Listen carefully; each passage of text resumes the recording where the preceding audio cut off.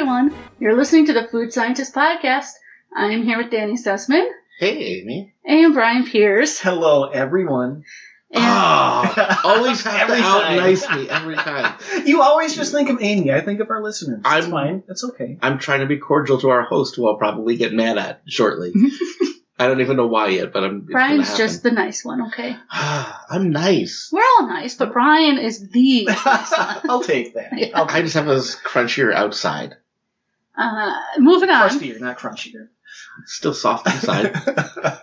Moving on. Oh, thanks, host. The rundown this week, of course, we'll have our food experiences, in which we'll segue into Danny having a lengthy discussion about Texas. He was there for the state fair, but he has other things to talk about there as well. I somehow managed to do other things. I know. And then we have more international snacks. Oh, we do, and they weren't awful this week. None of them tried to kill me. Well, that we know of. Well, not yet. We did just snack on them. We did. We'll see. And I didn't really choose any of them. That's probably why. Yes, I chose them Probably, this time. yes. For the most part. So, Bryan, what's your food experience? Oh, well, you know what? I had a week of self-discovery here, and I found out something about myself. Oh, boy. That it really shocked me, honestly, to find out I don't really care for breakfast pizza. What? Yeah. No. Okay. I know. Danny's taking his coat off. He's going to fight. No, I took my coat off and punched myself, too. I get it. I'm what going was to be...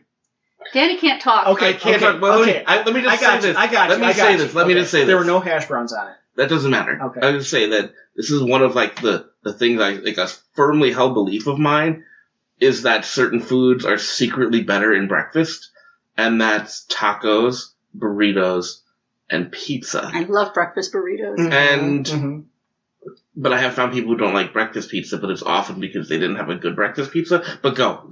Yeah, no. And then I'll tell you about and my I'll say that pizza. I know there are kinds that I would like, but I kind of thought it's like pizza. You know, you're going to like it no matter what. You know, it's going to be good. But I had two different kinds this week from a place which I will not name. But yeah, they just weren't good. One was they called it a cheese pizza. So it just had, regular cheese, but also some cheddar cheese on it and scrambled eggs.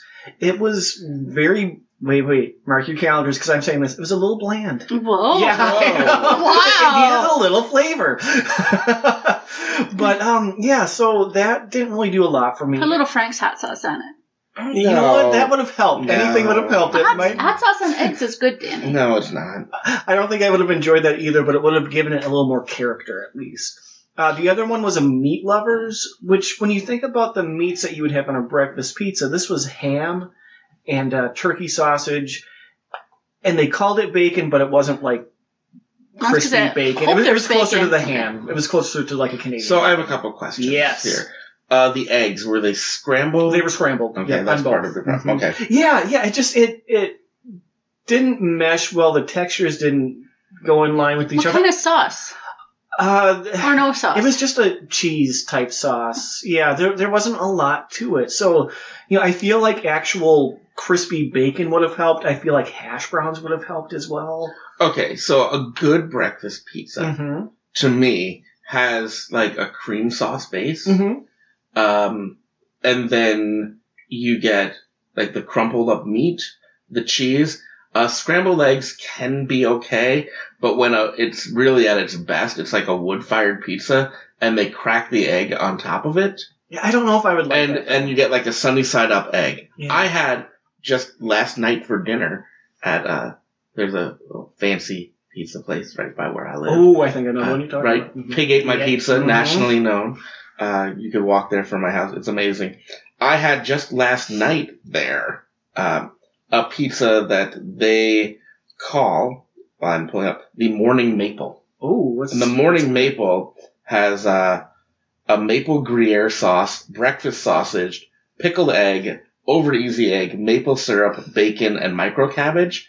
And when they serve that, sounds good to me. Yeah, when they serve it, well, this is when they serve it, they use a smoke gun, right? They shoot it at you. So their pizza, it's on like this wooden board, and like the plastic cake cover. So what they do is they take their smoke gun and they basically fill this cake topper, this cake cover thing, with the smoke, and they bring it to you at the table, and then they do it. I happen to have video of it. I'm going to show Bryan the video. Okay. You took video of your pizza? Yes. I've seen the video. I did.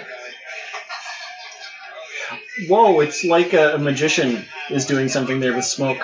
Yeah, we'll post this on the website, the reveal of the pizza, and then you'll see, like, that breakfast pizza. Yeah, it's amazing because all you see is smoke and they lift it up and it's like, there's pizza there! Ta-da! Right. That's the best magic trick ever. Right? More magicians should pull pizzas out of their heads than rabbits. They should! I would go to those shows. So I would say this. A breakfast pizza of, like it's hard to mess up a breakfast taco and a breakfast burrito. I've had plenty of mediocre breakfast pizza. These are very mediocre. A lot of it depends on the crust, too, for breakfast pizza. I think it should be a flakier crust, almost like more of a croissant type. Like a thinner crust. I'll take you for the morning maple sometime. We can do that. Because I like regular sausage and breakfast bacon would have helped these out so much. I did get the breakfast pizza when we went and had the Jesus pizza. And also known as Pizza Ranch. And thanks, guys. That one wasn't bad. Yeah, that one I liked because that was actual breakfast food. It wasn't just we're gonna use some of our regular items. They didn't just throw egg on it and call it breakfast pizza. I would say it's like gas station breakfast. Like everyone I've ever met who didn't like breakfast pizza, they're everyone like gas station. Yeah, I don't know if I would get gas station breakfast pizza. Yeah, if you get like a fancy, like a really well done breakfast pizza, it's really good. But yes, breakfast pizza can be bad, but a well done breakfast pizza can be better than any other pizza. Yeah, this was a pretty decent pizza place, so I thought it might be good, but meh. Yeah, it's tough. It's actually, I think, generally best at like restaurants that would have like a wood-fired pizza oven. That, you know, pizza's maybe not the main thing they do, so they put a little bit more care into it than just like throw another pizza in the oven. Yeah, this fell under the realm of Oreo. We're just gonna do this sloppily and if you really are intentional and thoughtful on breakfast pizza, it's really good. Yeah. But yeah, you can mess it up. Yeah. So that was my experience this week. Yeah. Well, and I'm sure... And mine. From last night. Yeah. Oh, yes, yeah. And I'm sure both of you, tip a normal amount to a generous amount when you go out. Around 20%. 20%, I will say I never tip less than $3. Like, if I go someplace and... Like, I'm hanging out with friends at, like, a bar or whatever, and I just have, like, an iced tea or something, because I don't usually drink. I'm crazy enough sober. Or I just have, like, an appetizer. Yeah, you don't want to tip, like, 60 cents, Right. You go to, like, happy hour. I feel like I have that as, like, a floor. Well, yeah, same here, and especially if it's, like, a prime time, like a Friday, Saturday night at a bar, and we're there for hours, and I'm barely... Right, I'm at happy hour with a group of people, but, like, I just ate. Unlike some people's relatives who say, what was it, if it was free, you don't have to... If it's free, yeah, I know some people's parents, would want to say if it's free, you don't have to... Do your parents listen to the podcast? I don't think they know how. Because I have relatives that listen to mine. They mostly like the videos, but I know I do have a few. My friends love the videos. They love watching you guys be tortured. Yeah. I recently found out from my grandmother that one of my cousins listens. Hey, Steve. Yeah, I had several people send me screenshots from the videos we posted a couple of weeks ago, too. Yes, but, so we have no videos of us tipping, but going back to We'll have that soon, though, folks. It's just us throwing money. Making it rain. Making it rain. But, like you said, $3 a minimum of $3, and I tend to err on the side of being generous. Yeah, and 20%, the math is easy, just 10% doubled. I can do that, man. Usually do 20%, even if it was mediocre service, because, again, like I said, there's tons of other things going on that are beyond. Yes. Tip your waitresses. I've heard enough stand-ups say that. And I'll often do more, like I said, again, depending if we're there all night and what we're eating or drinking. Right, we got this. But some people have weird rules, like they only tip on the cost of food, not the cost of alcohol. That person needs... There's many people. I've never heard... We talked about this briefly before. I've never heard of that. I think I've even heard my family members say that at a restaurant and not at a bar. A bar is different. I have heard that, but I don't know if that's a thing nowadays. Well, I feel like that's an older thing that has kind of... Or it should go away if some people still have that mindset. I feel like... Well, and maybe it comes from when going out was a more of a rare occasion, and you're eating fancier food, and you maybe have one drink, and the food cost is... I don't know. It's a service industry. Yeah. The only time I ever really don't use the total cost of the bill is when I do something like spend $75 on a tiki mug. Somebody had to wrap up that mug for you. I don't know who'd do that twice. Like then, I feel like I probably don't need to do 20% of that. No, because that's not food. Yes, they did wrap it up. Yeah. And if I'm at a microbrewery or something and I buy one of their T-shirts, I'm not tipping on the cost of the T-shirt along with my beer. Yeah, I support that because that is separate. But yeah, I mean, I feel like with food and drink, most of the staff, both the bar and the wait staff, I feel like they split the total tips in most places anyway. So some places require it. Tip pooling is generally, the law is one thing, but then there's the actual practices, right? But it's generally like, it is shared, right? You know, if there's somebody that clears the tables, you know, they have to pay a portion of that. Yeah, so by saying you're not going to tip on a portion of your meal, you are shorting everyone in a way by not tipping on that. And I think we've all been. So, did you have an experience with a bad tipper? What makes you bring this up? I do, and I'm actually now thinking back to when I was still living in Michigan. Don Pablo's was a new chain. Yes, guys, I'm old, so this was many years ago. Yeah, I almost got thrown out with Don Pablo's once. Anyway, go ahead. And I don't know why I remember it was at Don Pablo's. I once went into a Don Pablo's. Don't know why I remember it was at Don Pablo's, but I do.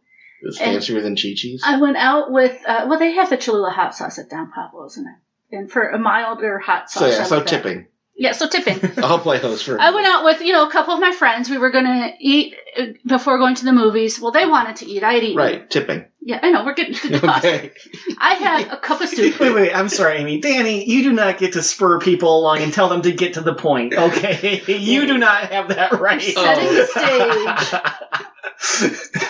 stage. We're setting the stage for college students or high school students or however old I was. Pablo's.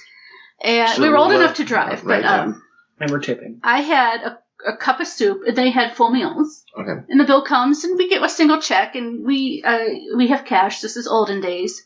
I mean, we had credit cards then too. I still use cash. But people, it's much more common to split checks now. To have the wait staff split the check now than it was like 20 years ago. Okay. So anyway, and I put in my bowl of soup was $3.50.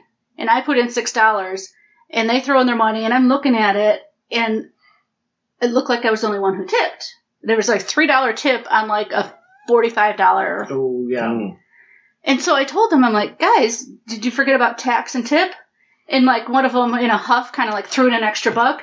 And I'm like, I'm not going to screw over this poor waitress because... Yep. So I'm digging through my cash, and I paid like $12 for a $3 bowl of soup. Yeah, at least you mentioned something. Like you tried to bring it up, and that's an easier situation when you're with the group and you know the checks. It was more surprising because these people usually aren't like that. I don't know what I had kind of the opposite experience. I think listeners of the podcast know there's a vodka bar we hang out at, and Bryan's, it's dangerous. I had a friend once basically refused to leave because he felt like he hadn't put enough in. And well, I mean, to be fair, that place, they sometimes forget to charge you for all your drinks. Yeah, and he was like, I'm so drunk, I should be paying, I don't want to leave, I don't want somebody to get stuck paying my bill. Because that does happen sometimes. I don't want. Some people go to a buffet and forget to tip.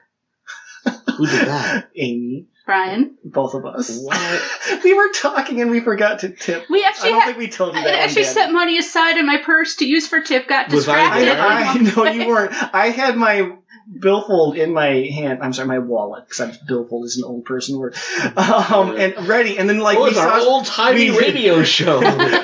Hey, here comes a horse. Anyway, case in point, we saw something shiny and forgot all about tipping and walked out. And realized the next day, and I was like, Brian, we didn't tip. I was like, but I had didn't. Yeah. So believe it or not, we got distracted. At a casino. By Donnie and Marie. Donnie and Marie. They weren't there. They weren't. Their picture was, though.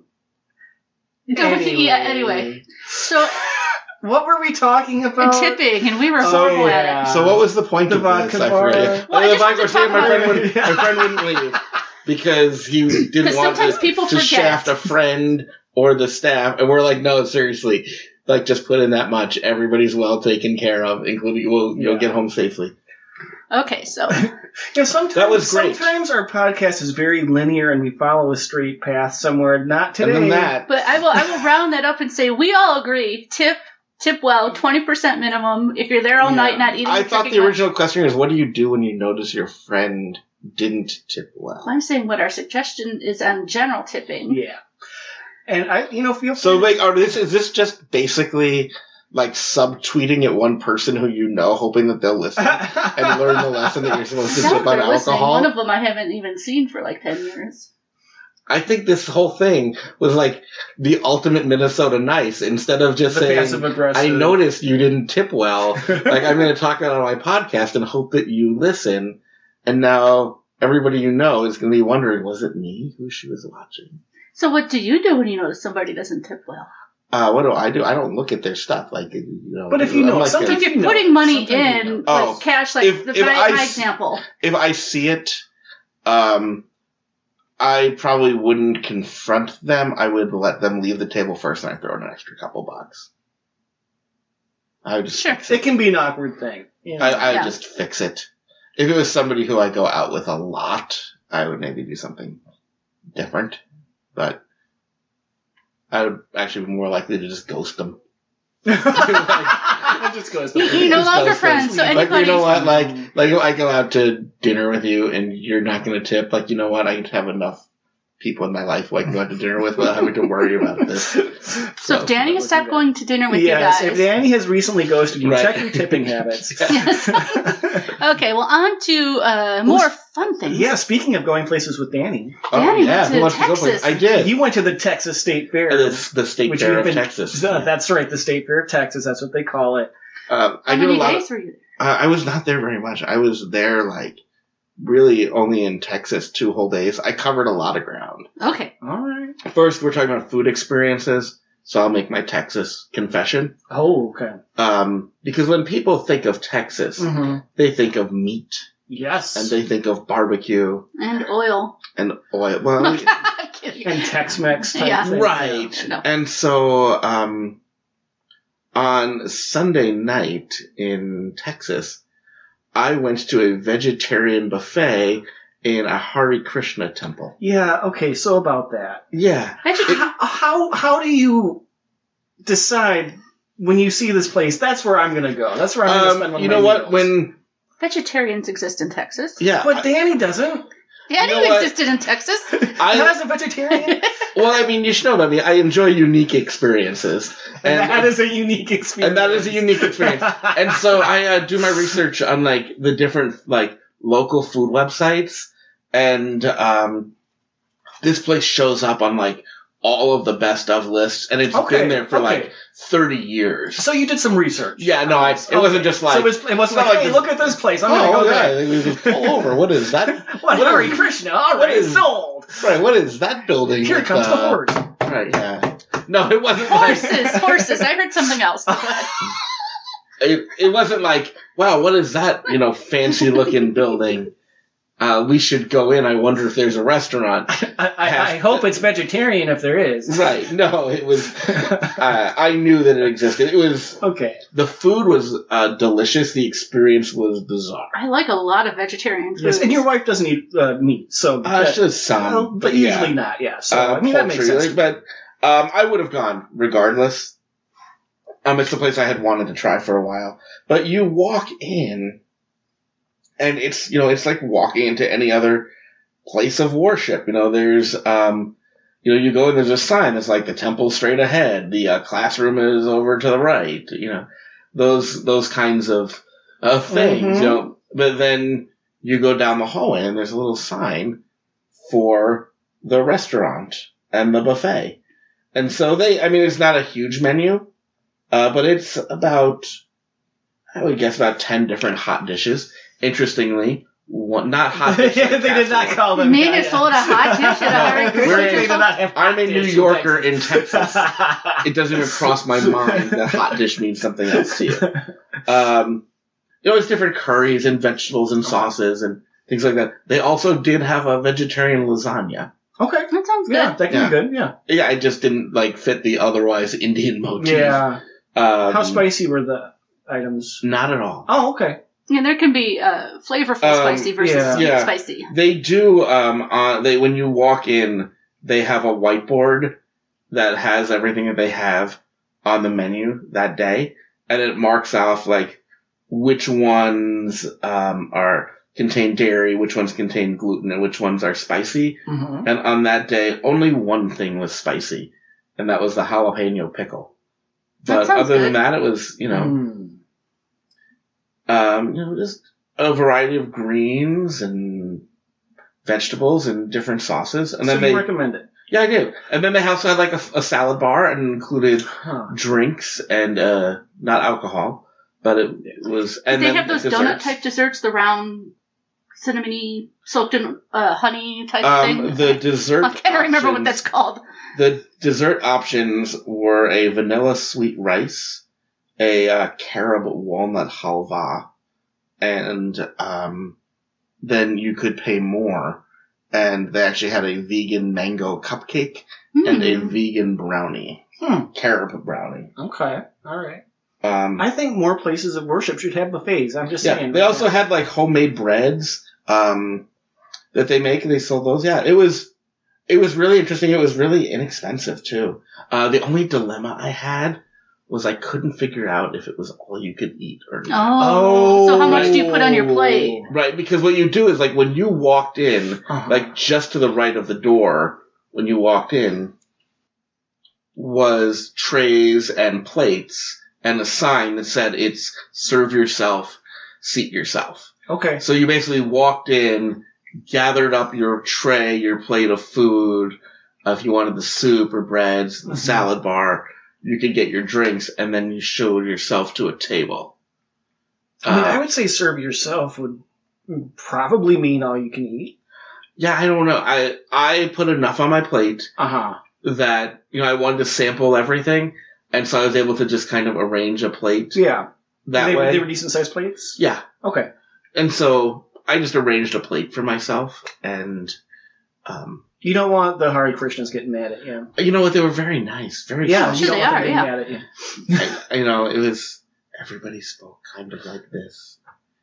Can I refill your drink for you? It was a lot of peace, which was nice. Did they have tea? They did have tea. Were you sad that you couldn't get 10 desserts and bring them all back to your plate and throw them? Interesting. The dessert was the only thing not on the buffet. Your server brought the dessert to you. So he really couldn't grab as many as he wanted. They knew you were coming. There were only 2 choices, and there were 2 of us, and so each of us just got one. Okay.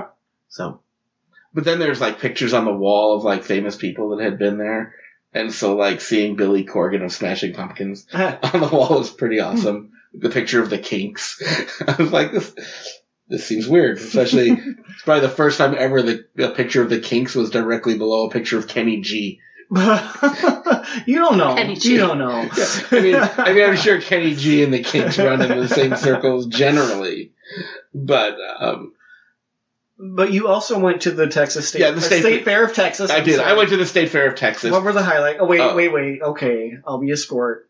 How was the Twanky?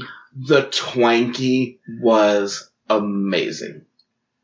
Yeah, I didn't have it, but because I wasn't there. You weren't there. I'm imagining if you like chili and cornbread, it's got to be good. I will say this: it benefits from, while the State Fair of Texas advertises itself as the biggest fair in the country, which it is by size, because they are open longer. Right, they are open for like 4 weeks. Mm-hmm. I mean, like when you look at their daily attendance, they have midweek attendance that's like 30,000. Mm-hmm. That might be that. Whereas the Minnesota State Fair, a slow day is 90,000 people. That's usually at least 110 and goes up to 200. Yeah, it goes up well over 200,000. So you never see those kinds of numbers in Texas, which means they put a lot more time and care into their food preparation. There's only, I would guess, one stand that regularly has a line, and that's Fletcher's Corny Dogs.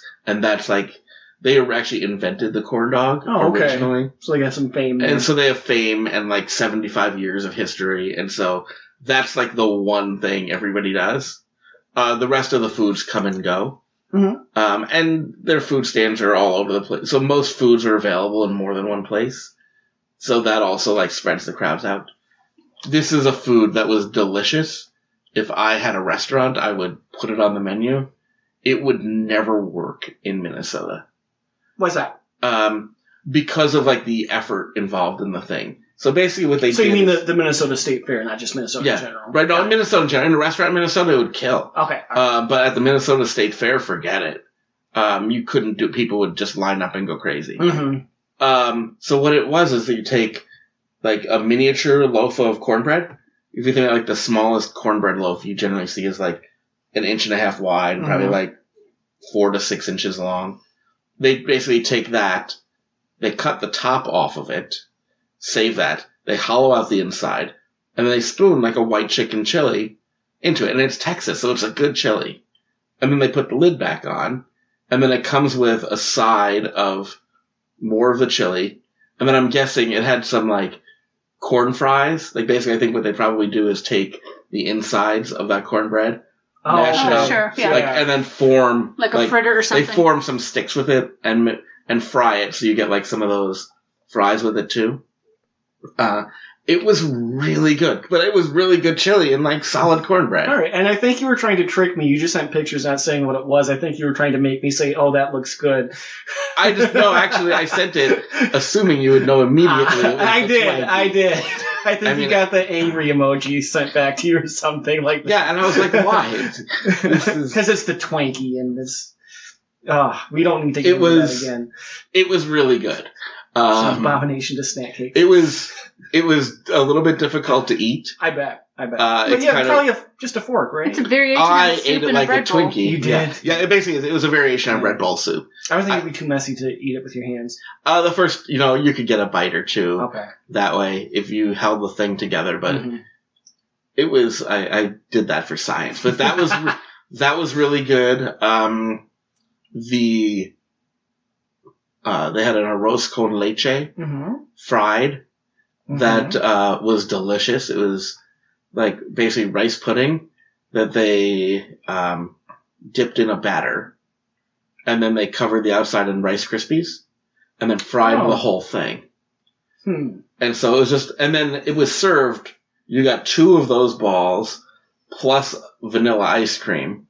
A scoop of vanilla ice cream, and then caramel drizzled all over all of it. All right. So that was pretty solid. That is something that they do a lot more garnishing and dipping sauces in Texas. Yeah, I mean, you don't have to move the lines. So like I said, there's a lot more time and care that makes sense. that goes into it. I do have a question about Twinkie abominations. Yes, for you, because you were offended by the Twinkie. Someone has to look out for the snack cakes. Right, and so there was another thing that they had there that was a Twinkie that was wrapped in bacon, dipped in funnel cake batter, and then deep fried. Is that better or worse of an abomination? I mean, okay, just deep frying a Twinkie alone is too much for me. I don't feel that all that additional stuff is really going to help things. It's just going to be a heart attack after one bite. Yeah. So when you talk about just being offended, though, are you more or less? It's still a Twinkie. It's still a snack cake. So that's less of a disrespect than the homage. Yeah. I would disagree. I would disagree too, because the Twinkie it's a play on words. I mean, we've had this discussion. We have. But come on. Okay, Danny, what else? Oh gosh, I had so many things. What's a highlight? One more highlight. And then move on to your next thing. Maybe then we'll do the fishbowl drink. That was super good. They had it was like a little... How many ounces was it? 16, because I looked up to see how much the fishbowls would cost. So it was like a little 16-ounce fishbowl that then they put in the bottom of it nerds. To look like the colored rocks on the bottom. Yep. And then they put 1 Swedish fish in there, And then they had some sort of liquor, fruity juice combination that was blue that they filled the whole thing with, and then they gave you a big old straw. And that was, sounds good to me. Sounds like croissant. It was kind of great. I will say that by the end of it, it got better? No, the water, it became like a red fish and like greenish brown Well, I was going to say water. the nerds and the Swedish fish would begin to... The fish doesn't really leach its color, but all those nerds did. It ended up like... Ouch. It was a little murky. Oh, I know. One more highlight. I had a pie shake. What kind of pie? If you know anything about me, you'll know coconut cream pie. Okay. And so I have some video of that being made. And they just took a slice of coconut cream pie. Mm-hmm. They put it in a blender, poured in some milk, added a bunch of vanilla ice cream, and just blended the heck out of it until it was smooth. And it was amazing. I wish that I would add rum. Yeah. You could add it. Yeah. That if you booze that up. Ooh. Sarah, Tipsy Pies. Tipsy Pies, come on, get on that. Get on that. They didn't, I will say, almost all of the pie options they had were cream pies. Yeah, that makes sense. Not fruity pies. Yeah, I feel like that'd be easier to blend. That would definitely blend in to be able to go through But with the ice cream and... Yeah, you could. It depends on the fruit, but so the only thing that... It's fruit, it's, I know. In a pie, Yeah, so that way the only thing that really becomes like chunks, is the crust, and that you can just break down into crumbs. Yeah. Mm-hmm. And so then you could still have it in a straw. Mm-hmm. I don't think apple pie would blend as well, but some berries. But apple pie's the one I want. I mean, maybe you just have to... If apples are cooked enough, if they're... I think it might have to end up more like a blizzard, but that's okay. I want to take a legit apple pie, blend it with ice cream. Still warm. Mm-hmm. Soften up the ice cream. Oh. And then if we have to add some booze, if you have to, you have to. Well, if we're talking about blizzards and whatnot. Yeah. Oh, there is, I don't know if this is new news or if you just discovered this, but the Dairy Queens in Texas are doing some outrageous things for Dairy Queen. Almost their own thing. They're going rogue. It is not a new thing, and it's not even necessarily a rogue thing, but... Really? So in Texas... Dairy Queens, there are more Dairy Queens in Texas than in any other state. That Texas makes is sense. a big state. That does make sense. It is, and it's a warm weather state. Mm-hmm. And I think they have quite a bit of dairy down there. But they have the same cold food menu. Mm-hmm. I actually just want to pull up. I lost my link. So they have... their own hot food menu that's branded as Texas Country Foods. Ooh. So you have all of the normal Dairy Queen variations. The classic chicken strip basket is there, which that better be there. Right, but so their burgers have new names, like the Hunger Buster. Or their half-pound double meat hamburger. Is that the Belt Buster? That's the Belt Buster. I saw that one. So they have a completely different menu. And tacos. They have tacos. They have chicken and dumplings. I missed that one. I missed that too. Yeah. That was that was a big sign on the wall. They now had chicken and dumplings. Okay, all right. The blizzards were all the same. Yeah, so the same blizzard of the month. Menu, yeah. But then they have their separate Tex-Mex menu as well. Now, all of the Dairy Queens in Texas are owned by the same franchiser. Yep, same franchisor. Which is interesting. Yeah, and so it's uniform across Texas. Yeah, has their own website. They have their own website. They actually have their own DQ in Texas app. Mm-hmm. So if you want your DQ coupons in Texas, I love that you said that. You need your DQ of Texas app. And I just lament the fact that I have no grown chills near me. It's just a straight DQ. Oh, that Texas toast, I'm telling you. What's weird? I miss having burgers and chicken strip baskets. And on the Texas menu, all of the chicken things are spelled chick''N. Like all of them.